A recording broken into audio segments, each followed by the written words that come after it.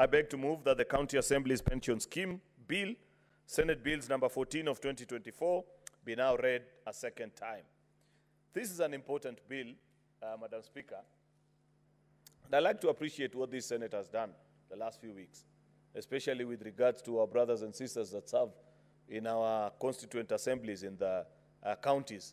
You remember, Madam Speaker, that we have already passed legislation in this House that grants financial autonomy to our county assemblies, and that bill is presently on its way to the National Assembly for consideration. One of the biggest requests and asks that actually the county assemblies have made to this House as an elder brother in the devolution family, to ensure that we grant them the freedom with which they do, Madam Speaker, their responsibilities. Second, and most importantly, Madam Speaker, is looking generally into the welfare of members of county assembly.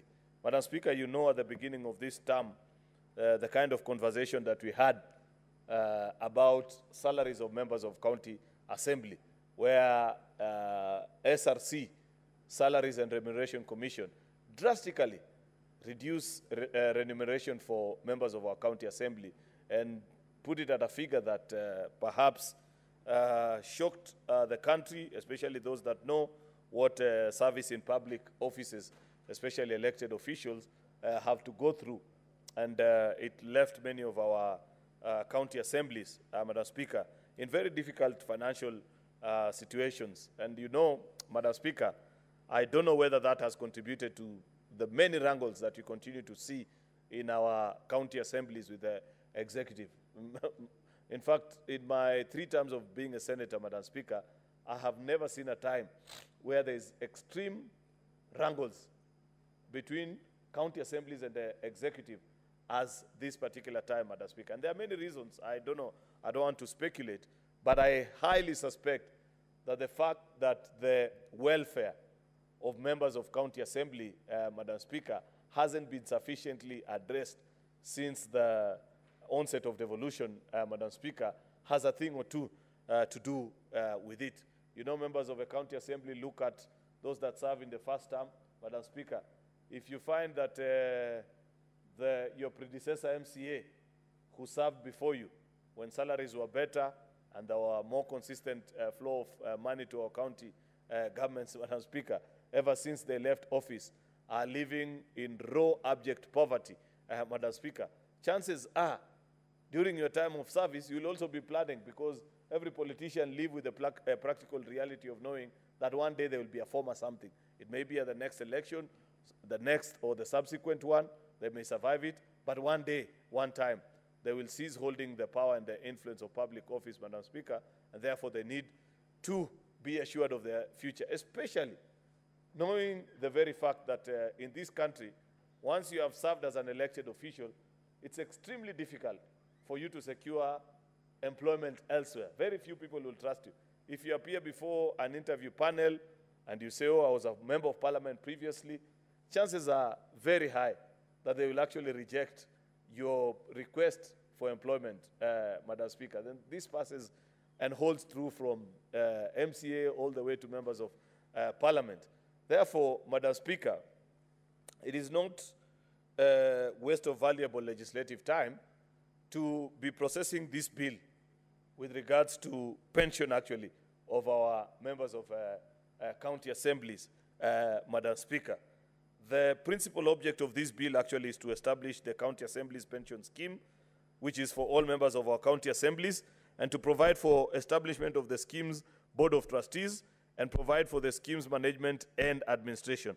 The bill proposes to have the scheme offer lump sum payments as provident, periodic payments as pension and income drawdowns. The proposed scheme will transition all members of a county assembly into one universal scheme for all 47 county governments, besides being open to other public officers and any other person that may be approved by this particular board.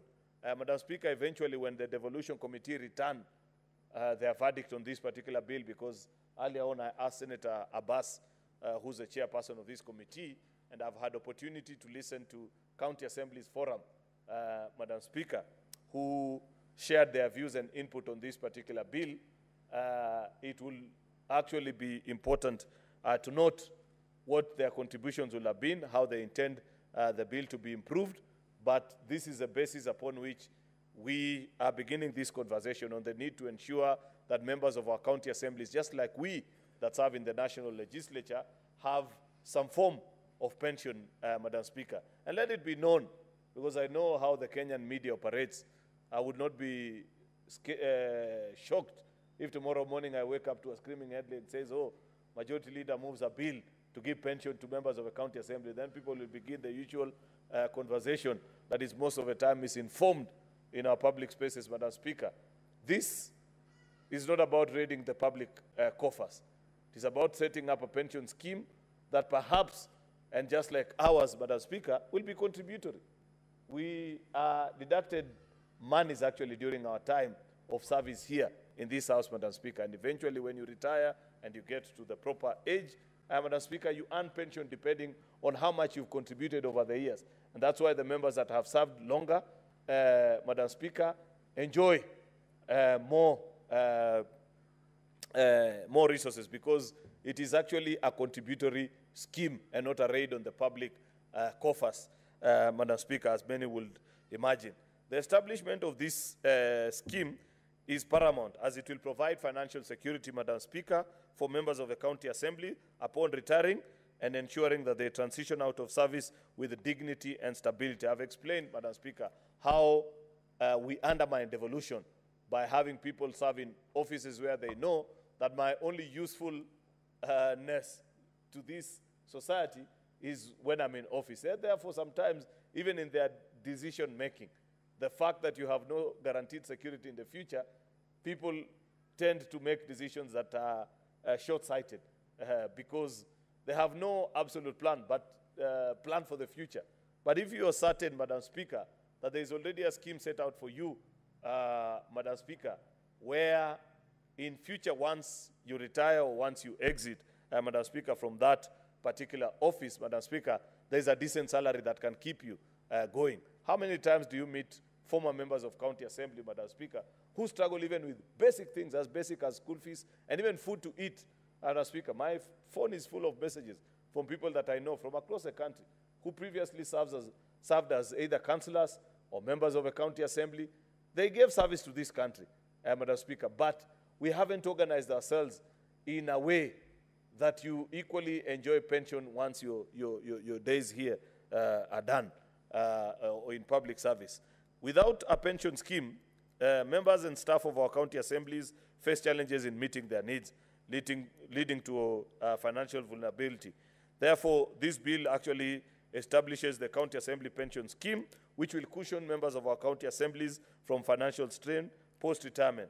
For this reason, the importance of this bill, Madam Speaker, can never be gainsaid. There are various parts of the bill, Part 1 to Part 5. Part 1 of the bill, which comprises Clause 1 to 5, contains the preliminary matters, which is a title, interpretation of terms, applicable clauses, Madam Speaker, and institution, organization, or state officer who shall join, and the scope of the bill, which is to the extent and range of those who may access services of this particular scheme. Part 2 of the bill, Madam Speaker, it comprises Clause 6 to 21, which provides for establishment of the scheme.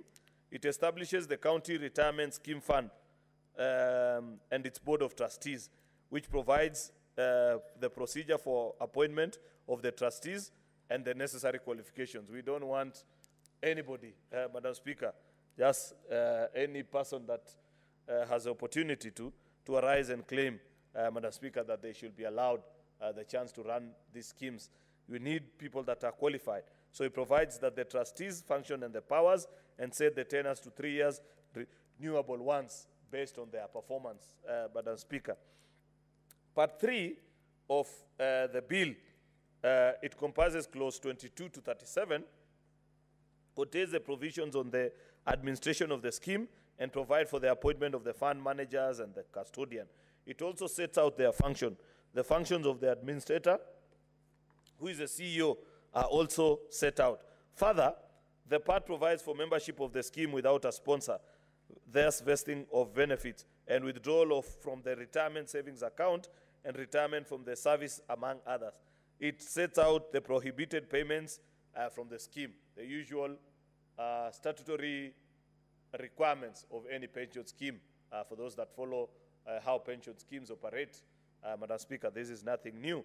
Part 4 of the bill, which is clause 38 to 44, Madam Speaker, it provides for establishment of and management of the County Assembly's Pension Scheme Fund, which contains financial provision. It provides for how surplus funds may be invested, as well as set out the requirements for the board to have a reserve account, Madam Speaker.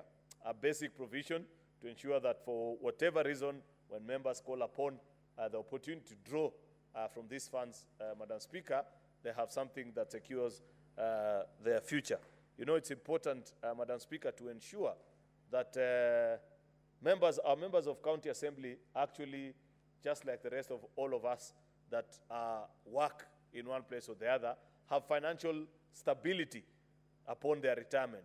You know, Madam Speaker, it is not, oh, sorry, Mr. Speaker, I have noted the change. I was pretty much surprised addressing Madam Speaker only to notice she was behind me walking by. Mr. Speaker, it is assumed what is a contribution to poverty, Madam Speaker, where when they say poverty is a vicious cycle, Mr. Speaker, how many times actually people contribute to their own poverty by ensuring that they don't join any sort of a pension scheme, and eventually upon their retirement, they have to rely on members of the public or members of their family to sustain their life. And this should be actually the way. I hope, Mr. Speaker, that eventually we can get to a point where all public servants, and not just us members of parliament, actually make contributions away from the national scheme of the NSSF. I know every employed adult in the Republic contribute to the National Social Security Fund, Mr. Speaker, but over and above, there are many other pension schemes that people contribute to and hope that in their retirement in future they can draw from. It's my hope, Mr. Speaker, that eventually we can have all our public servants actually have a fund set out for them so that you don't have to go through what public servants go through, like police and teachers, by queuing at Bima House, Madam Speaker, for you to get your file approved. And most of the time, this is money that has been deducted from them. That I know we have combined that particular space with the setup of the, I think, public servant super, there's something, a very big, some institution has a very big confusing name thereabout, but I don't know how practical it is. That's not what we are proposing for the MCAs. This is just one purely for members of our county assembly. Part 5 of the bill, which is clause 45 to 53, it sets out the general provisions, including the duty of care of the board, protection of trustees and employees of the scheme from personal liabilities, offenses, penalty clauses, the usual conversations about how to manage a scheme and how they conduct their business. So I wish to state that this is a very important bill, and I urge members of the Senate to support, Mr. Speaker, so that our brothers and sisters in our county assemblies, Madam Speaker, can have a more reliable pension scheme system, and upon their retirement from public office, Mr. Speaker, they live decent life like they lived during the days as they toiled and served members of the public. With those very many remarks, I beg to move and request the Senator for Tana River, Senator Danson Buya Mungatana, to second this bill. I thank you, Mr. Speaker.